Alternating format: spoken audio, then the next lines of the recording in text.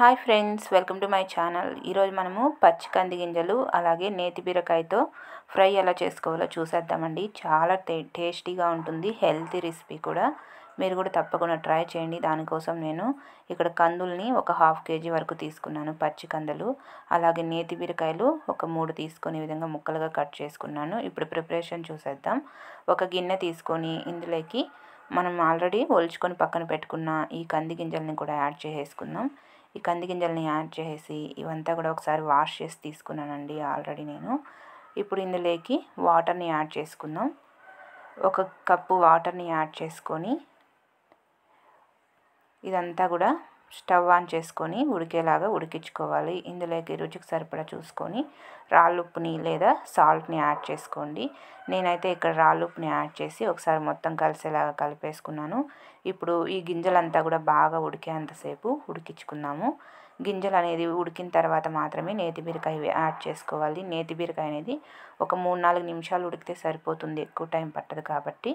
ఈ విధంగా కంది గింజలంతా కూడా ఉడికిపోయిన తర్వాత ఇప్పుడు నేతి బీరకాయ ముక్కల్ని యాడ్ చేసేసుకుందాం. ఈ నేతి బీరకాయ ముక్కలు చాలా సాఫ్ట్గా ఉంటాయండి, త్వరగా కుక్ అయిపోతాయి కాబట్టి కంది గింజలు ఉడికిన తర్వాత యాడ్ చేసి ఒకసారి మొత్తం కూడా కలిసేలాగా కలిపేసుకొని ఒక 3-4 నిమిషాలు ఉడికించుకుంటే సరిపోతుంది. ఎక్కువసేపు కూడా ఏముండదు. ఒక 3-4 నిమిషాలు ఉడికిన తర్వాత ప్రెస్ చేసి చూస్తే మనకి మెత్తగా అయిపోయి ఉంటాయి నేతి బీరకాయ ముక్కలంతా కూడా. చూసారు కదా, ఈ విధంగా చక్కగా మధ్య మధ్యలో కలుపుకుంటూ ముక్కలన్నిటినీ పర్ఫెక్ట్గా ఉడికేలాగా ఉడికించుకుందాము. చాలా హెల్తీ అండ్ టేస్టీగా ఉంటుందండి ఈ రెసిపీ అనేది. మీరు కూడా తప్పకుండా ట్రై చేయండి. ఇప్పుడు ఒకసారి ముక్కలంతా ఉడికాయా లేదా చెక్ చేసుకుందాం. మీరు ఇలా ప్రెస్ చేసినట్టయితే ముక్కలు పట్టుకొని మీకు సాఫ్ట్గా అయిపోతాయండి. అప్పుడే మనకు ఉడికిపోయినట్టు అర్థమైపోతుంది. ఇక్కడ చూసారా, సాఫ్ట్గా అయిపోయాయి ఇలా ప్రెస్ చేస్తుంటే గింజలు ముక్కలు అంతా కూడా. ఈ విధంగా సాఫ్ట్గా అయిన తర్వాత స్టవ్ ఆపేసుకొని వాటర్ అంతా వడపోసుకోవాలి. ఇలా దుంకల గిన్నె ఏదైనా ఉంటే అందులో పోసేస్తే వాటర్ అంతా కింద వెళ్ళిపోతాయి. ఈ విధంగా వాటర్ అంతా సపరేట్ చేసేసుకొని పక్కన పెట్టేసుకుందాం. ఇప్పుడు ఫ్రై ఎలా చేసుకోవాలో చూసేద్దాం. స్టవ్ మీద ప్యాన్ పెట్టుకొని ఒక 2 టేబుల్ స్పూన్స్ వరకు ఆయిల్ని యాడ్ చేసుకోండి. ఆయిల్ హీట్ ఎక్కిన తర్వాత పోపు దినుసులంతా కూడా యాడ్ చేసేసుకుందాం. పోపు దినుసులు చిటపటలాడిన తర్వాత సన్నగా కట్ చేసుకున్న ఆనియన్ ముక్కలు, ఫ్రెష్గా ఉన్న కరివేపాకు రెమ్మలు యాడ్ చేసుకొని ఇవంతా కూడా బాగా ఫ్రై అయ్యేంతసేపు ఫ్రై చేసేసుకోవాలి. చాలా టేస్టీగా ఉంటుంది ఈ ఫ్రై.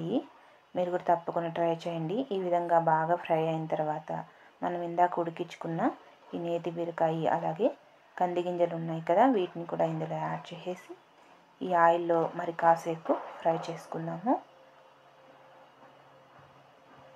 ఇవంతా కూడా బాగా కలిసేలాగా ఒకసారి కలిపేసుకొని ఇదంతా ఫ్రై అయ్యేలాగా ఫ్రై చేసుకోవాలి.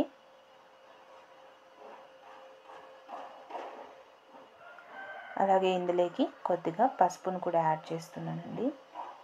ఒక 1/2 టేబుల్ స్పూన్ కంటే కూడా తక్కువగా పసుపుని కూడా యాడ్ చేసుకున్నాను. సాల్ట్ అనేది లైట్గా యాడ్ చేస్తున్నాను. మీరు సాల్ట్ చూసుకొని యాడ్ చేసుకోండి. ఆల్రెడీ మనం ఉడికించుకునేటప్పుడు సాల్ట్ యాడ్ చేసి ఉడికించుకున్నాం కాబట్టి మీకు సాల్ట్ సరిపోయింది అనిపిస్తే సాల్ట్ అసలు యాడ్ చేయొద్దు. నేనైతే లైట్గా యాడ్ చేశాను. యాడ్ చేసి ఇదంతా కూడా బాగా కలిసేలాగా మొత్తం కలిపేసుకోవాలి. కలిపేసుకొని మధ్య మధ్యలో కలుపుకుంటూ ఈ ముక్కలు గింజలు అంతా కూడా ఫ్రై అయ్యేంతసేపు ఫ్రై చేసుకుందాము. ఇప్పుడు ఇందులోకి నేను రెడ్ చిల్లీ పౌడర్ని యాడ్ చేస్తున్నాను. మీరు స్పైసీ ఎంత తినగలరో చూసుకొని దాన్ని బట్టి రెడ్ చిల్లీ పౌడర్ని యాడ్ చేసుకోండి.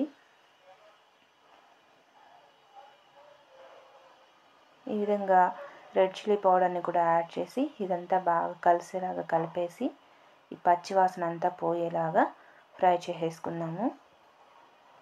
ఇక్కడ నేను వేయించుకొని పొడి చేసుకున్న పల్లీ పౌడర్ని యాడ్ చేస్తున్నానండి. మీకు పల్లీ పౌడర్ ఇష్టం లేకపోతే కొబ్బరి పొడి లేదా నువ్వుల పొడి అయినా యాడ్ చేసుకోండి. అది కూడా ఇష్టం లేదు అనుకుంటే డైరెక్ట్ కారం పొడిని యాడ్ చేసుకొని మిక్స్ చేసుకున్నా కూడా సరిపోతుంది. నేనైతే పల్లీ పౌడర్ని యాడ్ చేసి ఇది కూడా ఒకసారి బాగా కలిసేలాగా కలిపేసుకోవాలి. ఈ విధంగా పల్లీ పౌడర్ని యాడ్ చేసి కలిపేసుకొని స్టవ్ ఆపేసుకొని వేడి వేడి చపాతీ కానీ లేదా పప్పు రసం సాంబార్ ఇలాంటి వాటికి సైడ్ డిష్గా కానీ లేదా అలాగే ఉత్తదే తిన్నా టేస్ట్ అయితే అదిరిపోతుందండి. చపాతీ పుల్కా ఇలాంటి వాటికైతే ఇంకా పర్ఫెక్ట్గా ఉంటుంది. మీరు కూడా తప్పకుండా ట్రై చేయండి. ట్రై చేసిన వీడియో నచ్చితే నా ఛానల్ని సబ్స్క్రైబ్ చేసుకోండి. Bye friends.